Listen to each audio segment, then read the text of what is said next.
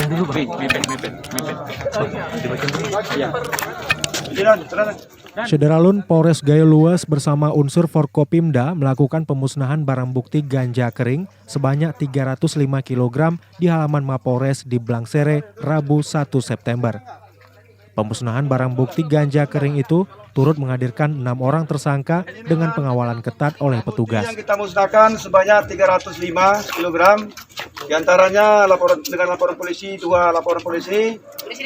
TKP yang kita tangkap yaitu di Desa Tongra sebanyak 195 kg dan di Desa Pepela sebanyak 110 kg. Jadi untuk itu mohon izin Komandan, hari ini kita lakukan pemusnahan.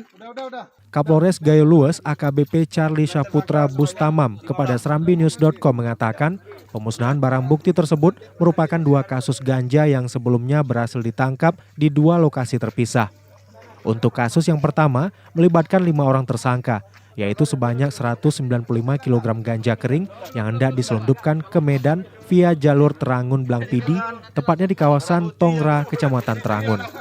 Selanjutnya kasus penyimpanan ganja kering sebanyak 4 goni dengan berat 110 kg di sebuah rumah di Desa Pepelah, Kecamatan Pining yang terjadi pada 19 Agustus lalu dengan tersangka 1 orang.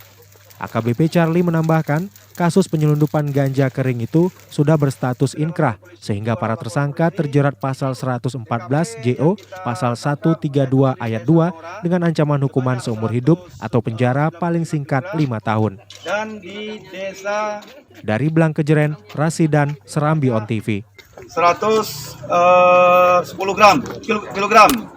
Jadi untuk itu mohon izin Komandan, hari ini kita lakukan pemusnahan.